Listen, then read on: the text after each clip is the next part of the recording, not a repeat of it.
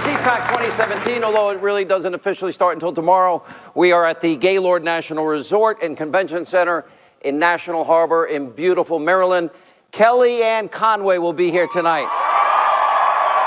Dr. Sebastian Gorka, Matt Schlapp, and we're going to be taking questions from this wonderful audience. How are you all doing? Are you all happy with the last 30 days? How many of you are irredeemable, deplorable Americans? How many cling to your God, your guns, your Bible, and religion? How many are thankful to the high heavens Barack Hussein Obama is gone? How many think the media in this country is so fundamentally dishonest and corrupt? Are you ready to help stop America's precipitous decline? Are you excited about the opportunity to fix this country? Are you? All right, I want to hear loud applause, no applause. How happy are you with President Trump's first 30 days? They're amazing. What is this? This is a historic opportunity for us to get this country together. You know, I spent an entire year last year. This is how corrupt the media is. You know, you go back to 2007, 2008. Remember I was doing something called vetting Barack Obama? Do you all remember that?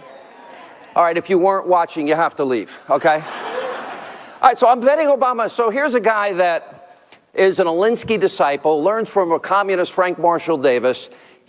What is an acorn organizer? How does that qualify you to be a dog catcher? I don't get it. And then, of course, he goes to the Church of GD America. The media was a year later than when I broke the story. Reverend Wright did one interview during that election cycle. It was with me, and he never showed up back on television again. I'm very proud of that.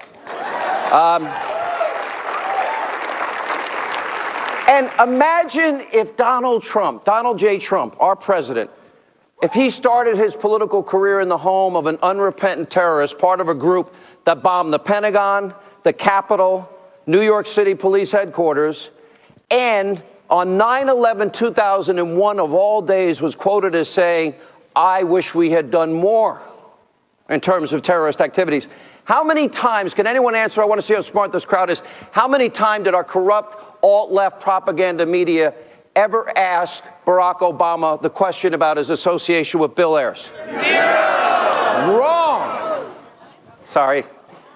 Not zero. One time. And you know what? I don't know why. Because Georgie Stephanopoulos, Clinton sycophant, I couldn't resist. He was on my radio show the day before he was hosting a debate. I fed him the question. He didn't even know who Bill Ayers was at the time. If it was Donald Trump, Bill Ayers, Bernardine Dohrn, how many times do you think the American corrupt, liberal, leftist, lazy, overpaid media outlets would ask the question? Right? You know, by the way, this is Hollywood, one of our guys, and right over there, George W. Bush calls him the bear. They're good guys. We've worked together 20 years. They're my friends.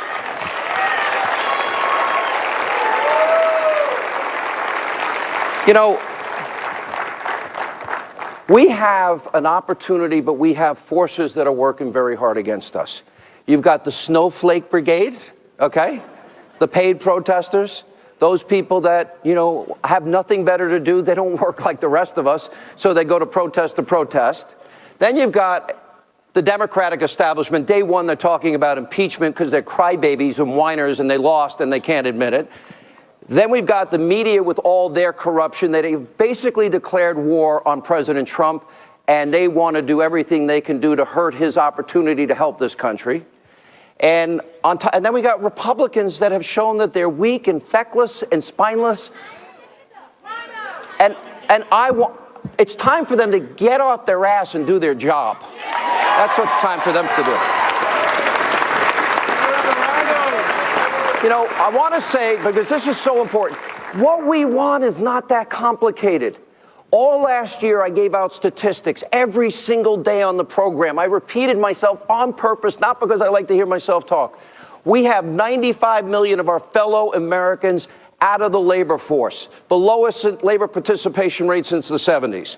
We have in America today 50 million people that are on food stamps. That is 13 million more than when Barack Obama became president. We have 8 million Americans, our fellow friends, neighbors, maybe relatives, they live in poverty. 50 million total, 8 million more since Obama was president. We had the worst recovery since the 1940s, the lowest home ownership rate since in 51 years. We have literally the only president that never in 1 year of his presidency reached 3% GDP growth. Not one time. What is it that we want as conservatives? We're all conservative libertarian here, right? Okay, we won the election, the snowflakes lost. What do we want to do? It's simple. We want to keep our country safe. We want to keep our country secure. That's not that hard. Is it really tough to vet people that are going to be guests coming into our house? Unlike the left and the media, I'm not willing to gamble with your life or the life of any other American. Is it really?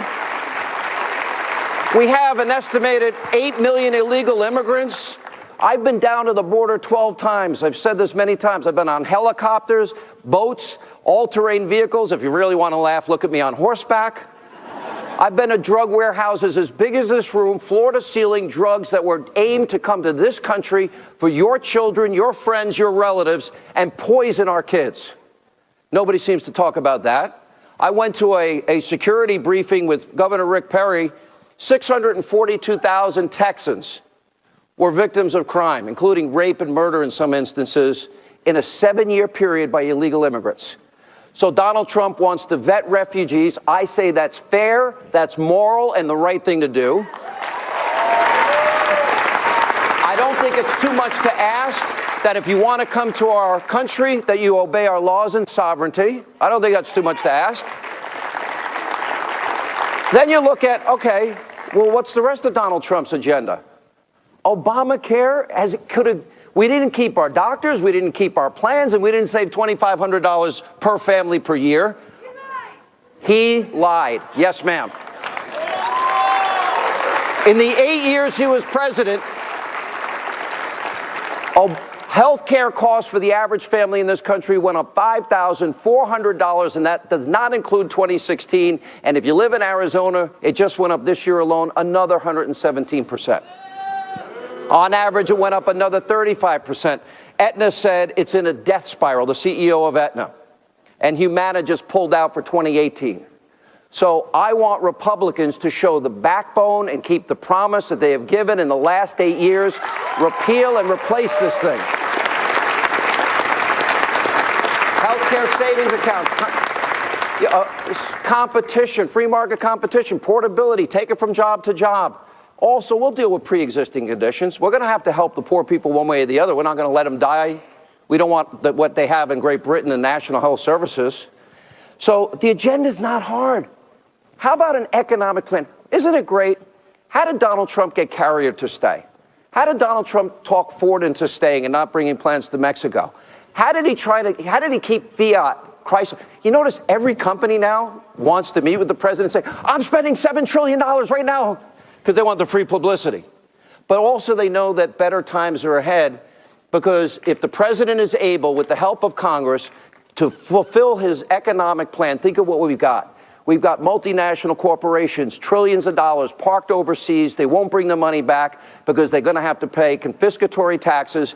Donald Trump, our president, says we'll give you a 10% rate, bring the money back, build your factories here, invest in America, build your manufacturing centers here, and let the forgotten men and women in Detroit, Michigan, in Milwaukee, Wisconsin, in Cleveland, Ohio, Philadelphia, Pennsylvania, let them have opportunities that they have. Yeah, America first.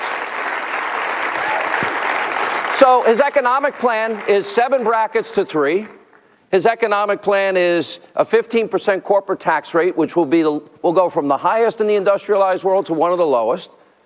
We'll incentivize corporations to say, we'll build those factories, and all those men and women in poverty out of the labor force, on food stamps, can now see the American dream come back for them. And I speak from very blue-collar roots. I spent 20 years of my life as a blue-collar worker.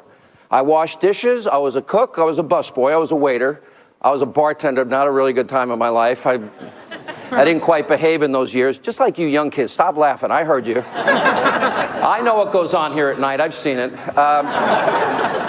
And then I worked in construction. I was a house painter. I hung wallpaper. I framed houses. I did roofing. I fell off a roof 3.5 stories, hit the ground, woke up, and finally common sense kicked in. I was a conservative. True story. And then, well, this part of my arm from here down was dangling like this. I go, and I clicked it back in. It was like a 1 in a million shot, the doctor told me. But I did all those jobs, and I will tell you right now that the lying, corrupt media that never vetted Obama, that never told you the truth about Obama, the lying liberal media that never told you the truth about Hillary. How bad was the WikiLeaks revelations that showed a media colluding with the campaign of Hillary Clinton to try and undermine then-candidate Donald Trump? It is the single most corrupt, revealing moment about media bias, disinformation, propaganda, distortion, and outright lies that they're willing to tell. They gave her the questions at CNN, I know. Could you, fake news, fake news. All right, of all of the media outlets, which one was the worst? CNN. Which one? CNN. I can't hear you. Here's my thing. I want to just add one point, and then we're going to bring our guests out. And by the way, it is an honor to be back with you now, my 3rd year in a row. And thank you. I want to say this. The media is against our president. We have Democrats against the president. We have freaky, weird snowflakes against the president. And we even have weak Republicans against the president. Rhinos, yes. You cannot expect to vote in November and accomplish this agenda of extreme vetting. This agenda, he kept his promise. Neil Gorsuch, an originalist on the court. Right? He's keeping his promise to repeal and replace health care. He's keeping his promise to build the wall. He's keeping his promise on building the military, on saving the VA, and keeping our promise to our brave men and women that serve this country. For him to be successful, he's going to need every one of you in this room to stay engaged, to fight, to help, to call, and to be active in the process. Are you all willing to do that? I can't hear. Are you all willing to do that? Okay. You ready to have a big show tonight? Yeah. All right, we'll take a break. Coming up, we're just getting things started. We're at CPAC 2017. Special counsel to the president.